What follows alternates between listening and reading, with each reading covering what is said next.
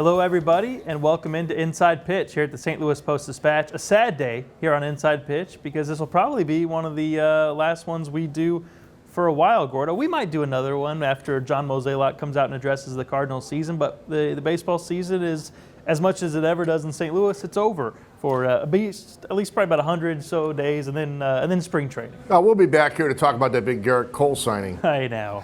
Yeah. Don't get people's hopes up. But hey, about this Cardinals season, we're going to turn the page today and look at what comes next. Some big questions for this team in the offseason, but I think it's safe to say this was a positive season for the Cardinals that ended on a very sour note. Historically sour note with the way they went down in the NLCS, but the Cardinals said they wanted to get back to the postseason. They did that. They also wanted to win the division. They did that. And then they knocked off a good Braves team in the NLDS, but hard to kind of move past immediately the state of the offense in that NLCS. And let's start there. There's a lot of discussion, I think rightfully so, from fans about Jeff Albert, the hitting coach. The Cardinals have said, look, not only is he going to be back next year, we're going to continue to align ourselves with his vision and his teaching. We're also going to make hires that kind of fall in line with what he wants.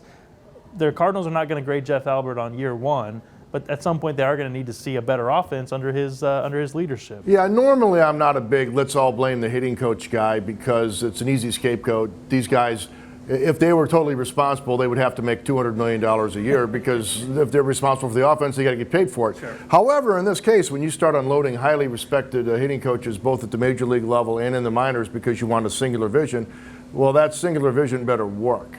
You better actually have guys. And one thing I noticed with this year's team is actually hitting the ball with the bat was problematic for several guys in the team. Just actually making contact was, I mean, we're talking about missing by huge amounts too. Yeah. So, I mean, you got to get a better contact rate and you got to find ways with each of these hitters to get them back on track because there's so much money committed to this hitting, Ben. I don't know how in the world you can make a huge offensive change. Well, it's interesting. The Cardinals really struggled against off-speed pitches, and the Nationals just buried them with strikes that were good strikes, quality strikes. The Cardinals struggled against those a lot this season, and it really showed up in the NLCS. You mentioned some of the money.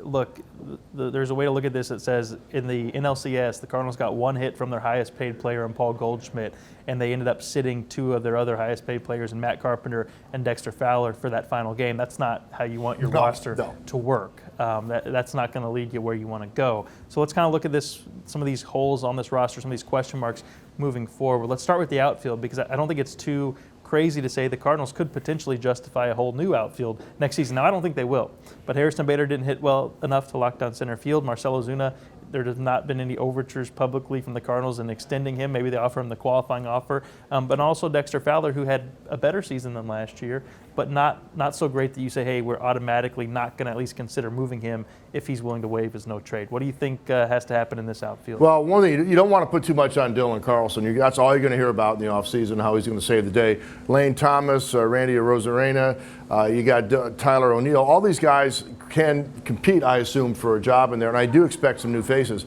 I just don't want to see him put it all on Carlson, who may yet pan out, but to count on it would be a mistake. But then again, you look at the marketplace for outfielders, you've given away so many good ones.